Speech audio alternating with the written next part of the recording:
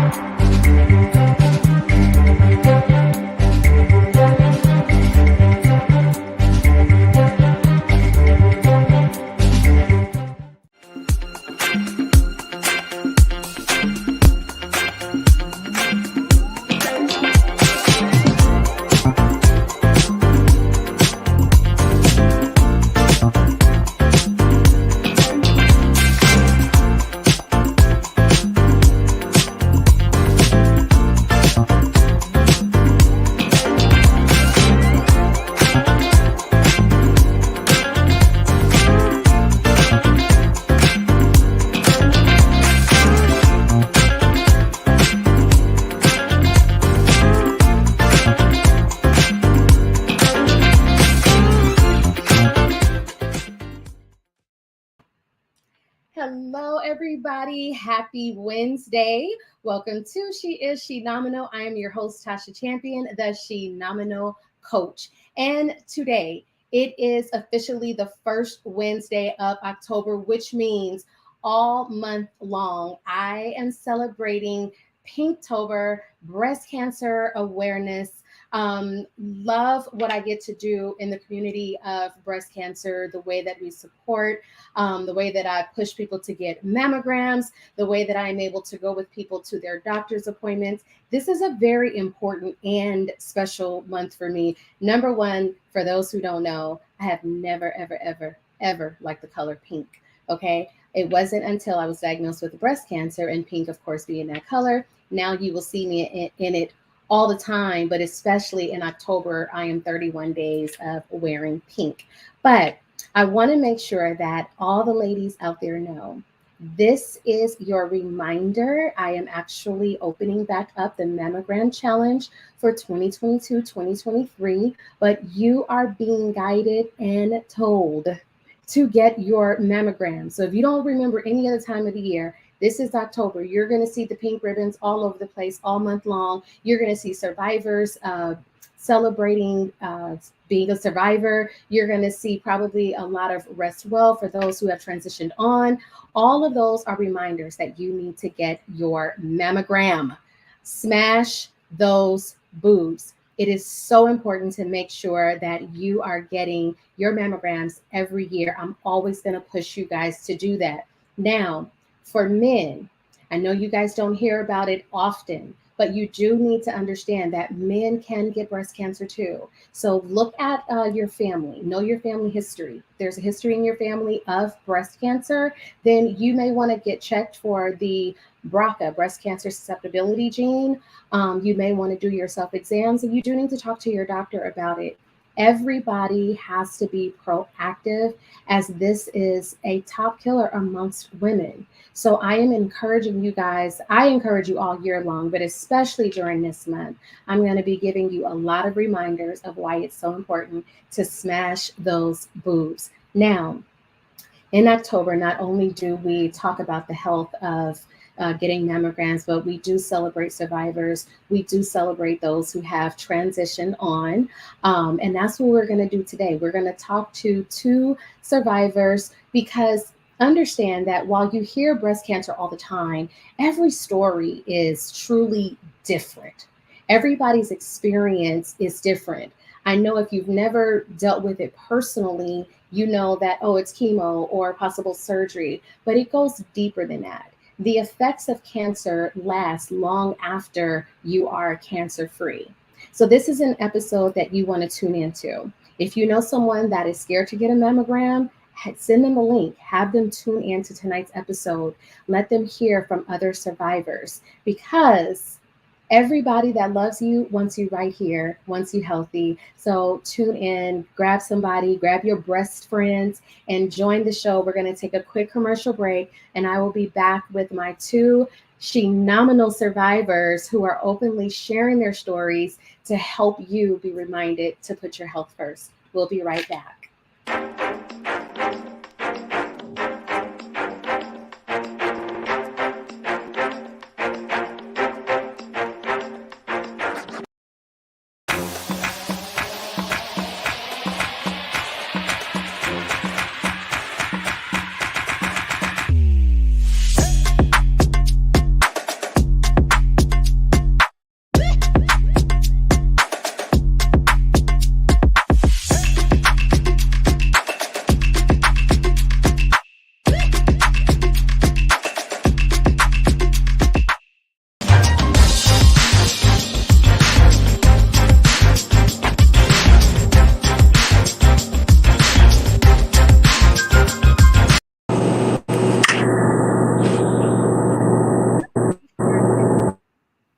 Okay, there we go. All right, we are back. Thank you for joining today. Tonight's episode, as well as the entire month, is going to be near and dear to me as I am chatting with survivors. Now, keep in mind, October is also Domestic Violence Awareness Month, and I will talk about that as well because that is just as important. Before today, we are talking with Lawana Hall Conklin about her breast cancer journey. And I gotta say, she's also one of my amazing co-authors in the book, Shenomenal Women. She is a talented baker. She is a brilliant entrepreneur, just launched a new business. So this is one of those things where you see cancer doesn't stop you. It just puts a pause on things. So welcome, Lawana. Thank you so much for being with me today. And thank you for being so open to share your story. Oh, Tasha, thank you so much. You know, anytime you ask me to do anything, I am here for it. Thank you. I appreciate it. Tell us a little bit about you and how your breast cancer journey began. Well, like Tasha said, I've had my own business for almost 21 years now. And I'm also a single mother of two boys. They're actually young men now. But at the time that I was diagnosed with cancer, my oldest son was a senior in high school. And if you're a parent of any senior in high school, you know that's a very, very busy time for them. And this was prior to the pandemic. So it was in 2018.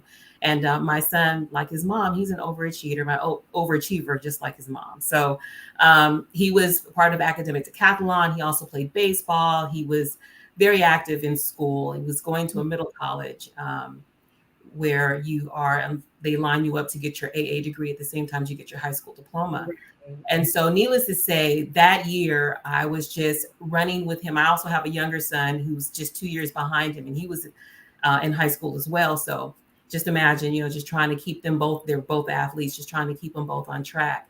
But my journey began when I missed my mammogram appointment because I was running my children all around town and trying to keep them on track.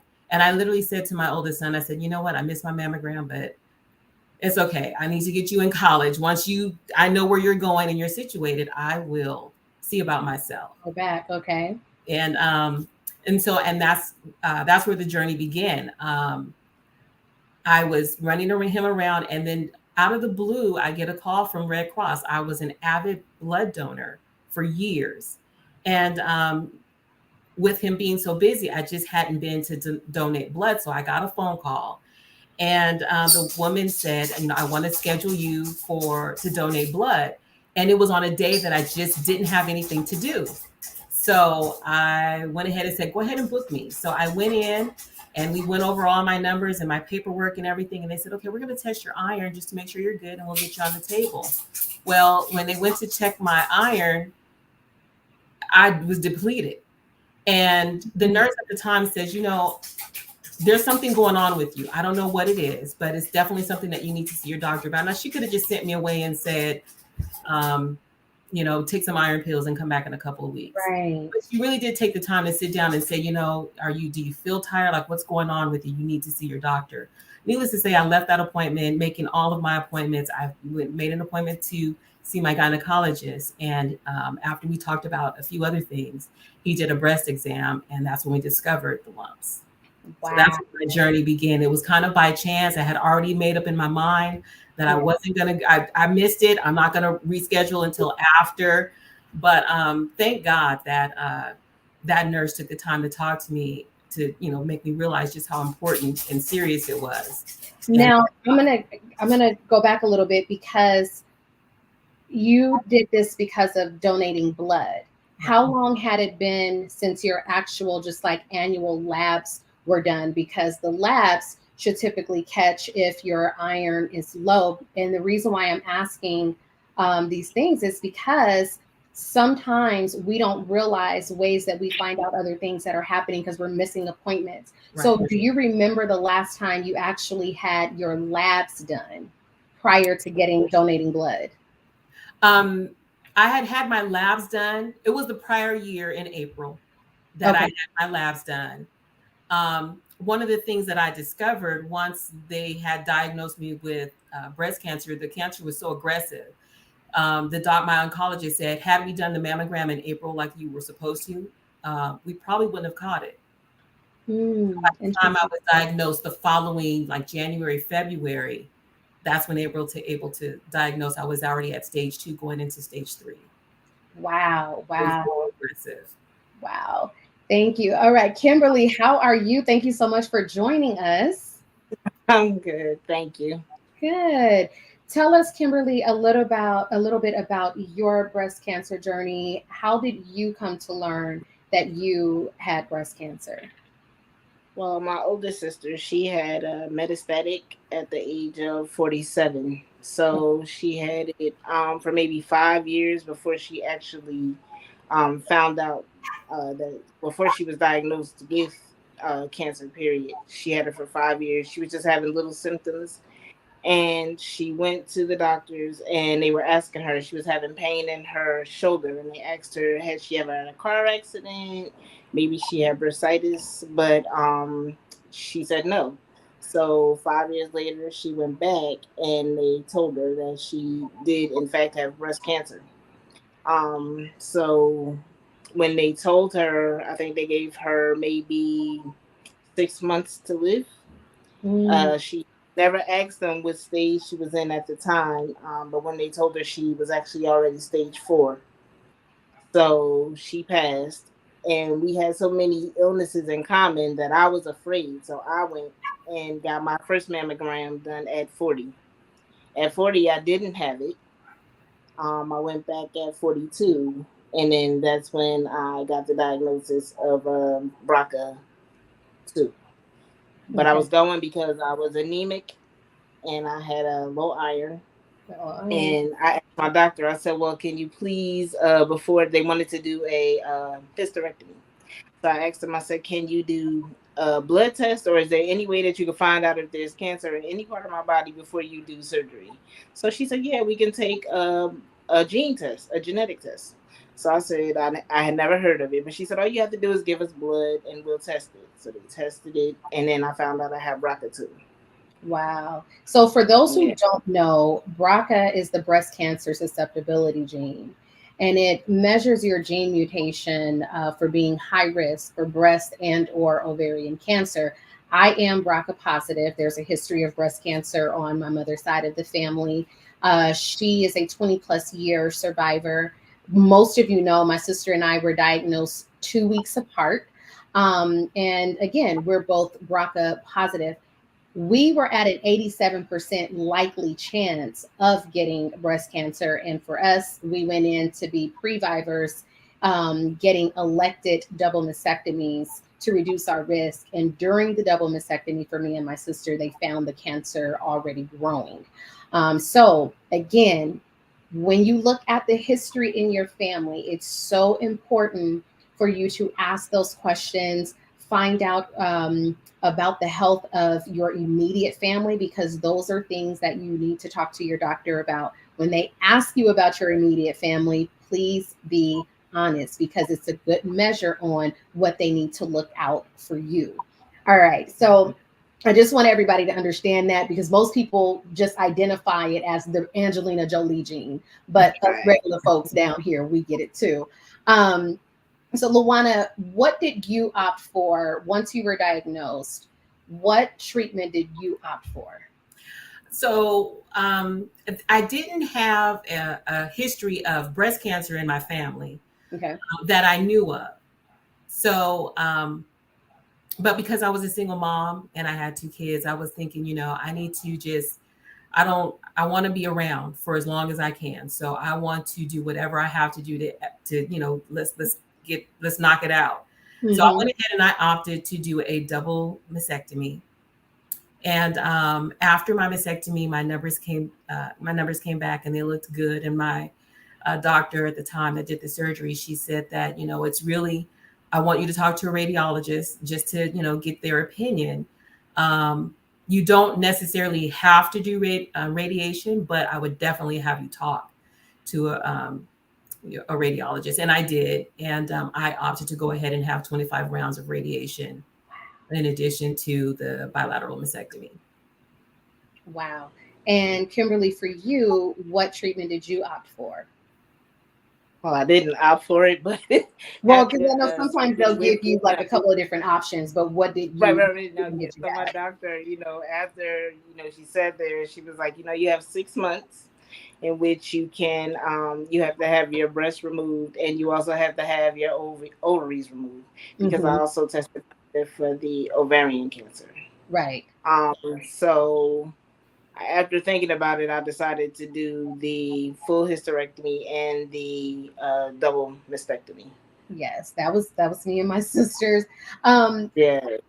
How did you get through the treatment? The surgeries, I didn't have to have chemo or anything, so I was blessed with that. But I mean, just the positive attitude. Like, I didn't want to speak to anybody that couldn't be positive in my life, which helped a whole lot, because people automatically assume when you say I have cancer that it's a death sentence. Right. I was just glad that my doctor was saying, with new technology, is so many options now that you can come through this with flying colors. So that put me at ease. The doctors were very, positive, and they were good. So I felt comfortable. Right. Lawana, what about you? I'm sorry. Go ahead, Kimberly. Oh, no. It's okay. I'm sorry. Lawana, what about you? What measures did you take to get through your treatment? Because I know everybody is different. Right. Well, of course I did 6 rounds of chemotherapy. I didn't mention that before, but, for me, my faith is really what carried me through, just knowing that, I know one of the things I've heard you often say, Tasha, and I used to say it at the same as well. When they said, you have cancer, I'm like, no, it's cancer. It's not mine. I'm not claiming it. Exactly. That this is whatever reason why I need to go through this, I'm going to go through this, but I know that I am cured. I am healed. This is not something, I am not claiming this cancer. But, I kind of wanted to go back to another point when you were talking about the gene testing and finding out whether you're BRCA positive. That's definitely a good indication, when you're in addition to mammograms, is to do the gene testing. I also did gene testing, and even though I'm not BRCA positive, I do carry a mutated gene. It's called ATM. Okay. And it is known to increase your chances. I think it increased my chances for breast cancer by like 45%. Wow. And it also targets you for pancreatic cancer.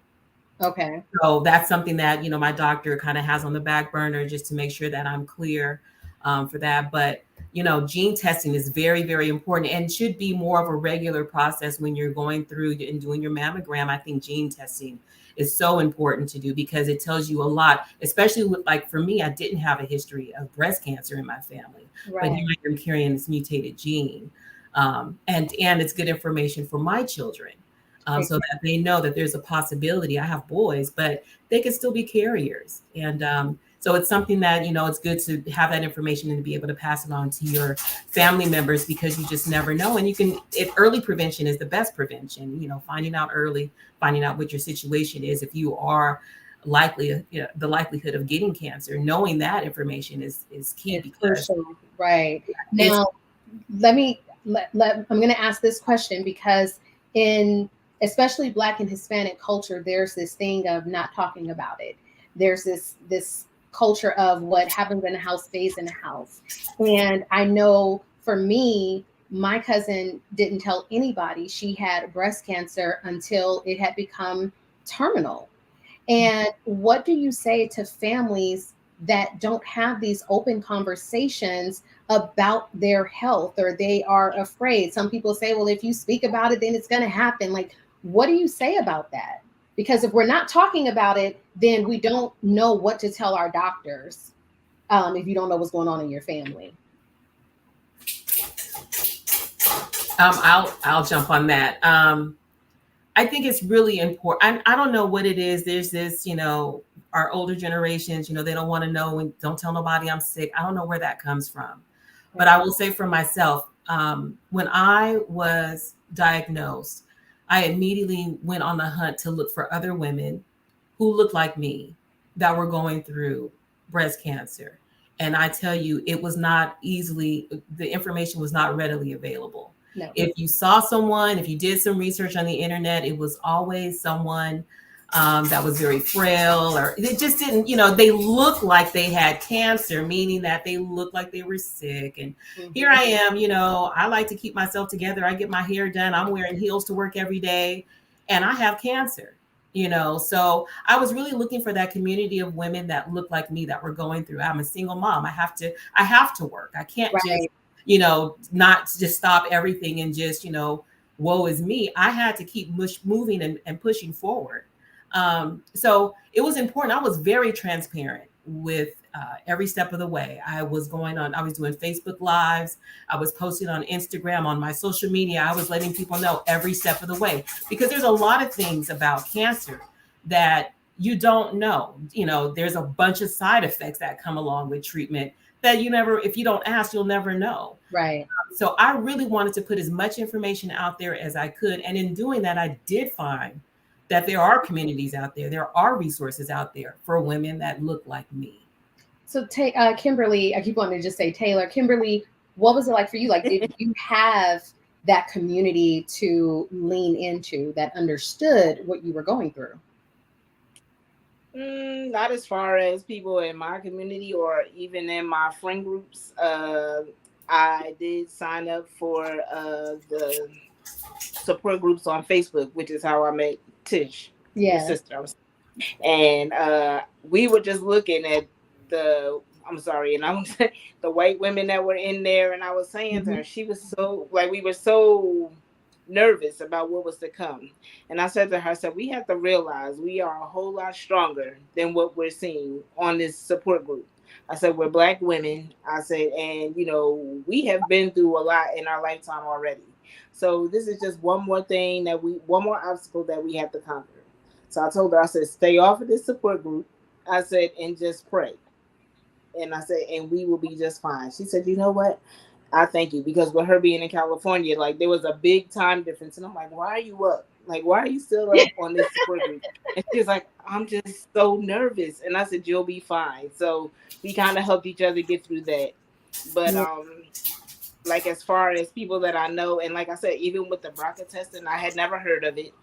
And I was just saying, why is this not something that's being discussed with other women? Or, we've lost so many people. Maybe if they knew about this could have saved their lives also. Well, I couldn't understand. Yeah, I'm sorry. Part of the reason, and again, this goes back to information that we all need to be mindful of. Part of the reason why the death rate in Black women is so high for breast cancer is because we find out a lot later than our white counterparts. So white women are being diagnosed at a higher rate, but our death rate is higher because by the time we find out, a lot of us are already in stage 3 and 4, and it's already starting to spread. Okay. So we're going to take a quick break. And when we come back, I'm going to give you guys a few more facts, because being armed with knowledge is your first defense. It's your first form of protection. So stick with us. We'll be right back with more Is Shenomenal.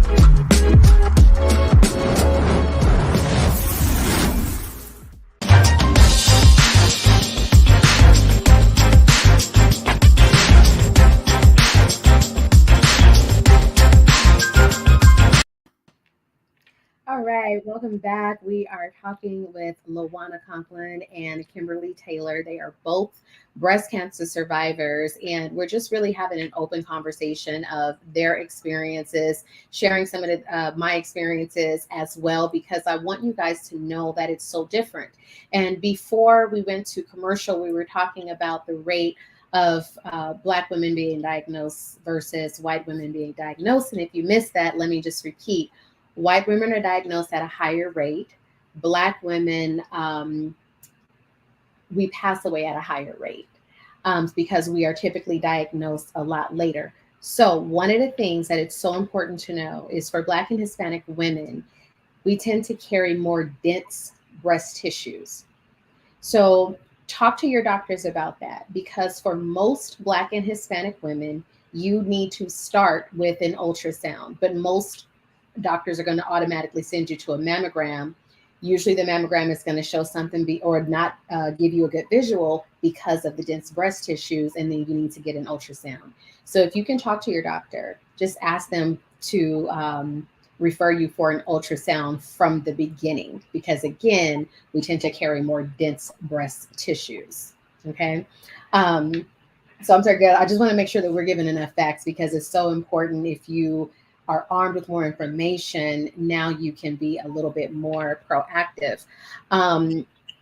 In talking about the breast cancer support groups, this is my take on it, okay?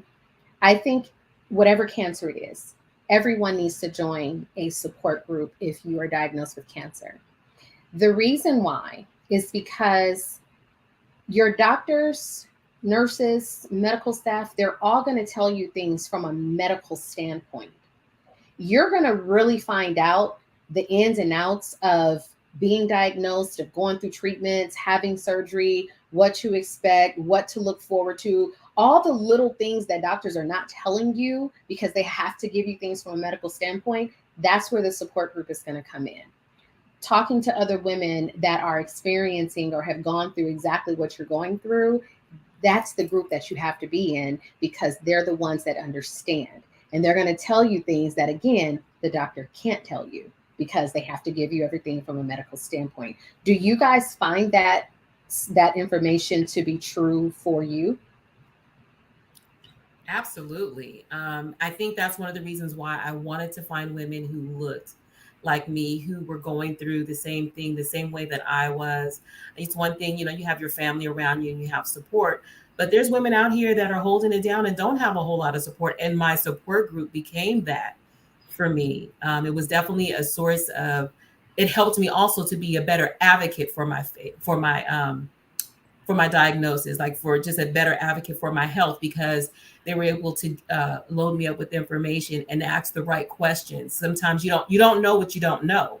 So when you're going into these doctor's appointments, you know, you can ask the questions of the things that you feel like you know, but you know, when you're in a support group and you have conversations with women who are going through the same things that you are, they can open up things that you didn't consider, or Right. that didn't know if you had a right to stand up on. So it was very beneficial to be a part of a support group, but you don't want support group overload, though. I mean, I do know I did have to realize there were times where I had to step back. Yeah. And, okay, their testimony is not my testimony. Right. But definitely, I see strength in belonging to a support group. And I think sometimes you may have to try a few different ones, because one of the things that's been said to me often is, I don't want to be in a room full of people just crying and talking about cancer.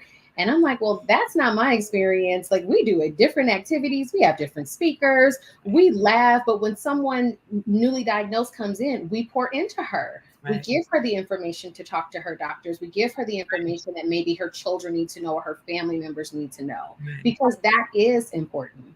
Okay.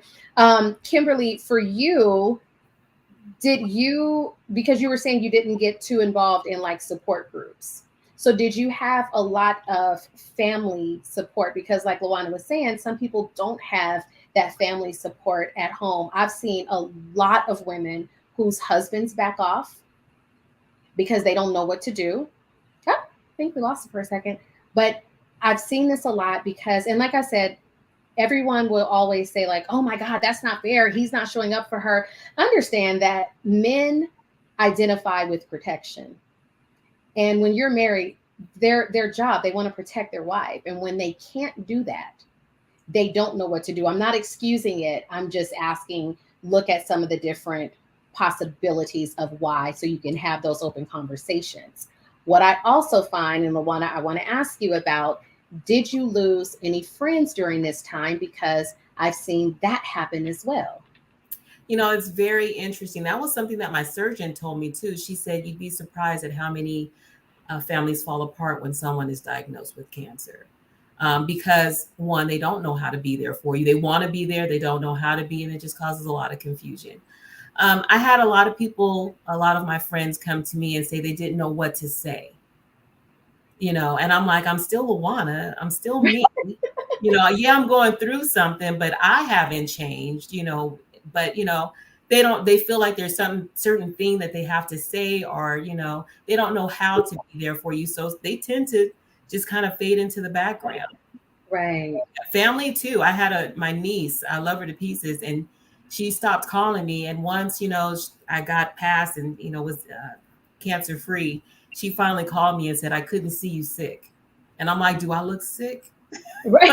I'm still fine, bro. I still look good. I was bald, honey. I was still rocking it. Right. Yes. I saw your pictures. You were rocking it, and rocking it fiercely too.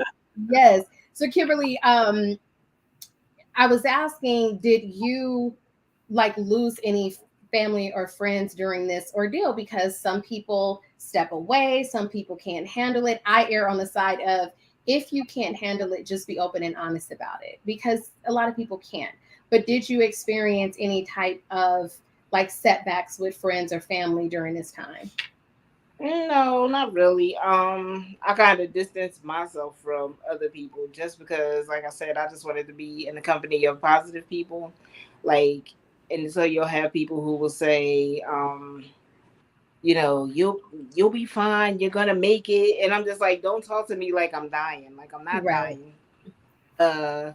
You know, I'm gonna get through it. Just be positive. Treat me like you normally treat me. I just wanted to be treated normal. My fiance, he wouldn't let me cry or anything. He just like, everything will be fine. And for a minute, it was just like, well, just allow me to have my own feelings. But then at the same time, I was saying it was even better because it made me stronger because he Okay. wouldn't let me cry. But I mean, my kids, they were very good, and they were just like, we're gonna get through it. They stuck by me through everything. My siblings, it was a little harder because I felt like, okay, if you knew that I was gonna die tomorrow, like, would you be here? But because it was just like they knew that I had it under control, it was just like, nobody kind of rushed to my aid other than my kids or, my significant other. But I mean, it just wasn't a bad ordeal for me. Okay. Yeah. Good. So I'm going to push forward a little bit because a lot of times people think once you are cancer free, things have stopped. But the effects of cancer, that is some ongoing ish. Okay. So starting with you, Kimberly, what was ongoing for you that was a result of a diagnosis? Ongoing, I'm sorry. And you mean Ongoing, like, so for instance, for me, I dealt with chemo brain. I dealt with leg pains where I collapsed several times. Let me see. There's just certain things, even financially, it can put you back, and like you're having to reposition every part of your life because of this diagnosis. But when people see that you are cancer free, they don't see the effects that cancer continues to have. So that's my question, is like, what effects did you continue to experience? Oh, okay, yeah. So for me, it was just like the ongoing doctor's appointments, and it was just like from just having cancer. Now you have to go for colonoscopies. You have to go for like blood work every couple of months. It's other with skin testing. I did breast cancer research, so they would come out like every 6 months, and you have to tell them about your diet and those type of things. And I also had like scar tissue, so I had to keep going back and forth to the doctors for that. Hematomas, I had to have. They had to take cadaver skin and try to make my body adhere to implants. It was a lot. And so I had 9 surgeries within my whole journey. I had 9 surgeries. So, and I said to everybody, I felt like because I didn't have to have chemo or radiation, I felt like I couldn't really call myself a survivor after watching my sister go through everything that she went through. And so they're like, are you kidding me? Like you had 9 surgeries and you survived 9 surgeries. So you are a survivor. You're a survivor. So I said, yeah, I mean, but I felt like I couldn't even complain at the end of the day, because not to say it wasn't like bad, but it could have been worse. Right. And that's the thing, it's varying degrees of it. Everybody, and that's why I wanted to have this conversation, because I don't want everybody to feel like this is a cookie cutter situation. It's not. I just recently talked to someone who was diagnosed as stage 0. It was like the size of a tip of a pin. They took it out. She was good. Never had to have chemo or anything. Right. So I had a 0 and a 1, stage 0 and a stage 1. Okay. For my sister and I, the cancer was found and removed at the same time. But because we were diagnosed with the most aggressive breast cancer, triple negative, we had to have aggressive rounds of chemotherapy, because as both of our doctors said, we were at separate hospitals. If any of those cancer cells trickle down into any other part of your body, this could be deadly because it's triple negative. My cousin went from stage 1 to stage 4 in 6 weeks. So that's just how fast this can happen. Lawana, same question to you. What have been some of the lasting effects of cancer? Yeah, so you have to keep in mind chemotherapy, and this is my definition. So don't, this is just my definition of chemotherapy. Chemotherapy is the practice of them filling your body with poisons that are supposed to kill every radical cell in your body, and then giving you just enough time to recover as your body fights to recover, just for them to do it all over again. And you go through that. I went through that every 3 weeks, 6 rounds of chemotherapy. And then the radiation, if you ever wanted to know what it feels like to lay out in the sun for 8 hours straight, and then you're cooked, you feel like you're just exhausted because you stick a fork in me, I am done. Like you've cooked both sides. So some of the side effects that I suffered from during the treatments, I had neuropathy in both my hands and my toes. I still suffer from neuropathy in my toes. So it's hard for me to wear certain shoes. I know I love wearing heels, but I have to be careful because I can't feel my toes. Wow. I had one of the medications that they had put me on for cancer prevention was, and I've heard so many people talk about it, was a tamoxifen. Right. Tamoxifen for me caused so much joint pain. When I tell you I could barely walk, I have stairs in my house. And literally my kids would have to walk behind me to make sure that I could get up the stairs and then go down before me in case I would fall so they could catch me. It was awful. And I begged and pleaded with my doctor to take me off of it. And to this day, I still, not as bad as I once did. I am on a different medication now. I'm on Reluxafen, and the side effects aren't as bad. But I was diagnosed in 2018. We are in 2022, and I'm still feeling the effects of just fighting cancer. Some of the side effects that, that just really going to have some skin rashes that never really cleared up. And then, of course, when you go through a bilateral mastectomy, you look different. I've had reconstructive surgery, thank God. Right. Surgeon, God bless her hands, but I still don't look like I did.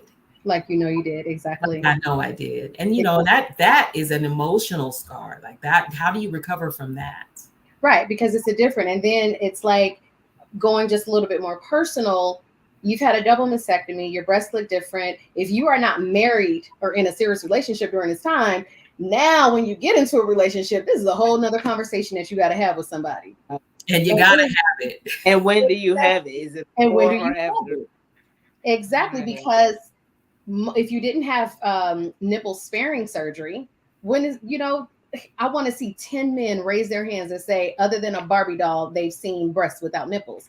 It does not happen, but these are conversations that you now have to have. So again, it's that lasting effect of what cancer has altered in our lives, because our lives are forever changed. That's right. What's something beautiful, Kimberly, that you got out of this experience? Because anytime we talk about things like this, we talk about pretty much all of like the negative. Oh, I experienced this, I experienced this. But I also want people to understand that both of you said you had to stay positive, you had to be around positive people. So I want people to walk away with something that is like, okay, so what was something beautiful that you gained out of this experience? For me, it was life.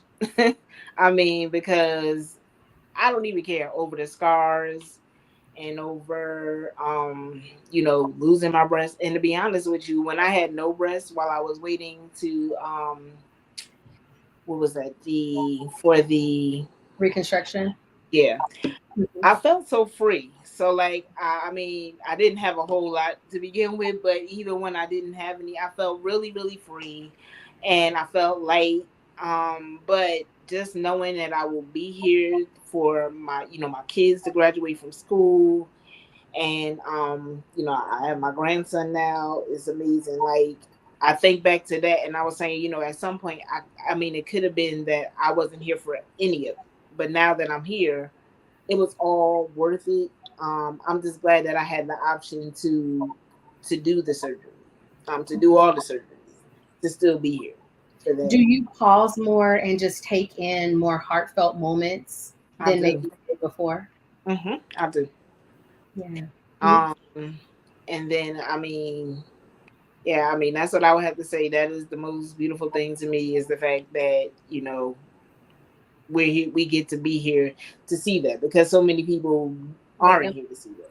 Absolutely. Yeah. Absolutely. Lawana, same question for you. What's something beautiful that you got out of this? Well, I have to agree with Kimberly. Like, you do truly get a new appreciation for life. And I mean, just being able to breathe in and out, to wake up every morning. So you gain a huge appreciation that you may have taken for granted before. But for me, I really didn't understand how strong I could be until I had no choice but to be strong. Mm-hmm. My kids were an inspiration to me. They continue to thrive, even though I felt like I had to stop being a mom because I was fighting for my life. But they showed me that, like I instilled enough in them that they can, that they went on. My oldest son ended up getting 3 AA degrees at his high school diploma. So yes, I am bragging. As you should. And my youngest son became a scholar athlete. So his grades and his athletic ability has led him to the next stages in life. He's playing college ball now. So, they really, during that time, they really did thrive. And it opened my eyes to a lot of things. So I've been an entrepreneur since 2020. No, I'm sorry, since 2002. Gotcha. My own baking business. And that's always something that I love. When I was going through treatment, I lost my taste buds, so I couldn't really pursue that business like I wanted to. Yeah. And honestly, I'll be 100% honest. My taste buds never really came back to where they once were. Like I could taste something and tell you what's in it, what's missing. I can't do that like I used to be able to. But during this journey, I was like, you know what? That doesn't mean that I have to stop baking. Doesn't mean that I have to stop being an entrepreneur. And so as of July, I just launched a new business. I turned 50 in July. I had a huge 50th birthday / business premiere, and I now gorgeous. Thank you. Yes. I started a 360 video booth business, and it's been a labor, but every day that I wake up and I'm doing something for the business, we're working on the website just went live today. But every time I do something, I'm just grateful that I'm here for it. Exactly. And my kids have an appreciation. They're like, and they're watching me. You never know who's watching you. They're watching me. They're like, this woman got knocked down. And here she is, like, it's nothing. We about to start this business. Get your shirt, grab that booth. We about to make this happen. And so I really feel like I have a new appreciation on life. Like I want to live life. I don't want to miss a thing. My friends say, you never stay home. Why? Not when I can see there's a whole world out there that I want to see. So exactly. There is life after something tragic like this. Yes, yes. And speaking of that, this is one of the main reasons why I want people to start celebrating being a survivor. Like I see so many things like, oh, happy cancerversary. Why are y'all celebrating cancer? Listen, when we say happy birthday, happy anniversary, happy anything, it's a celebration of something that we're proud of, something that we love. And so it's a time to celebrate being a survivor. So I just want y'all to start saying like happy survivorversary. And then also the other thing that I always say when I go somewhere and I'm speaking on different stages, stop having a relationship with cancer. Stop saying it's yours. Oh, my cancer is this. My cancer is that. My. You are not in a relationship with cancer. I say my kids because I love my kids. I say my friends because I love my friends. I say my mommy. So I never am I going to say, oh, my cancer. Hell to the no. I did not have a relationship with you. And I was very firm. Like, just like I divorced my husband, I was divorcing people too. You will not be a part of this lifestyle ever. So listen, it's the truth. It is the truth. It's how you look at things. And I want people to have, I want people to find a positive note to walk away with. If you're ever diagnosed or you have to deal with someone that is diagnosed, like take inspiration from my two guests, take inspiration from other people. You can get through this. And if for any reason it is terminal and you're going to transition, live life every day to the fullest. Leave nothing unturned. Leave nothing unturned. So we're going to take a quick commercial break. When we come back, we'll go ahead and see how you guys can connect with any one of my guests today. So we'll be back before we close out.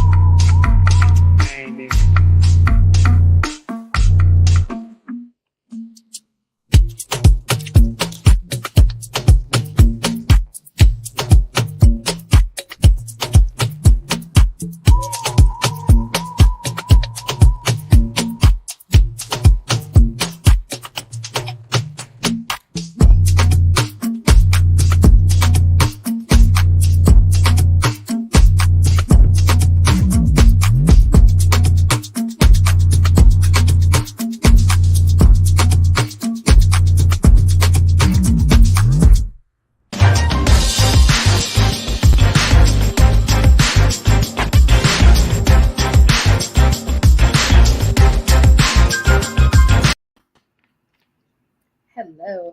All right. So we have had just a full show talking about the effects of breast cancer, the diagnosis, how you guys got through it. And from my heart, I just really appreciate both of you immediately stepping in to do this show to share, because whether you see it or not, every single time you share your story, it's an opportunity for someone else to be strengthened by it. And I know every time you share your story, somebody comes up to you and goes, I needed that today. Mm. And so I think it's so powerful. And I hear a lot of women, they'll say like, but I'm not ready to share my story. That's okay. That is okay. You don't have to be ready to share your story. But I appreciate you guys being so open, so vulnerable in sharing. So before we head out, I'm going to give you guys like about 30 to 40 seconds, starting with you, Kimberly. What's a lasting message that you want women out there to know, either about mammograms or breast cancer, whatever it is that you want them to know about this journey? Well, my biggest thing is just that, it's better to know early and to know than to not know at all, because so many people feel like, they don't want to find out because if they have cancer, they won't know how to deal with it. But with technology being as great as it is so many options and so many things that you can do to preserve your health. And I just think that, you should take those steps early. Early detection is the best and the safest method. Good. And Kimberly, how can people follow you or get in touch with you if they so choose? Yes, I am on Facebook, Kimberly Taylor, and I'm also on Instagram as Nouveau Love. So, they can always DM me or send me an email, tailormade622 Got it. Beautiful. Thank you. Lawana, same question. What is a message you want to deliver to women out there? I have to second what Kimberly said, that, ignorance is not bliss. And, it's important that you start to have those conversations with your family members about the history of cancer in your family. Because you'd be surprised if you don't know. If you don't ask, you won't know. And at least that'll be a stepping stone for you to start. But early detection is the key. And no matter what you're facing, know that God is the healer and a provider, and he will be there with you every step of the way. There are people out there like me, like Kimberly, like Tasha, we will share our story. We will hold your hand. We will help you get through. We will find information. There's lots of resources out there. You're not alone. You're not alone in the journey. Beautiful. And how can people connect with you, Miss Lawana? Well, like I said, my website went live today. The name of my business is celebrationcaptured.com, or Celebration Captured. The website is celebrationcaptured.com. You can go there. You can see about the 360 booth business and all the other little things that I'm involved in. You can also leave your contact information in there. And if it's about breast cancer, you can definitely leave in there. If you go to the page, you will see cancer ribbons. Even though it's a 360 video business, you will see cancer ribbons all over the place. Yes. So feel free to reach me there. You can also reach me. I'm on Facebook as well, Lawana Brown Sugar Hall. I'm a baker too, so where brown sugar comes from. Don't get any other ideas. There's Lawana Brown Sugar Hall. I'm on Instagram too, as a sugar pimp. Like I said, I love it. So you can find me there. But yeah, that's where you can find me, and I'm here for it. I'm here for you. I'm here for it. Beautiful. And if you want to know more about Lawana's story, you have to get the book Shenomenal Women, because she actually shares deeper into her cancer journey. So be sure to get Shenomenal Women. I think it's shenomenal.com/Lawana Hall. Yeah. And you can actually get her book with her signature. She'll sign it for you. So ladies, again, thank you so much for being on. Everybody, thank you for joining She Is Shenomenal. And I will see you guys next week with podcast host for You Better Than Me. You definitely don't want to miss it. I'll see you guys next week.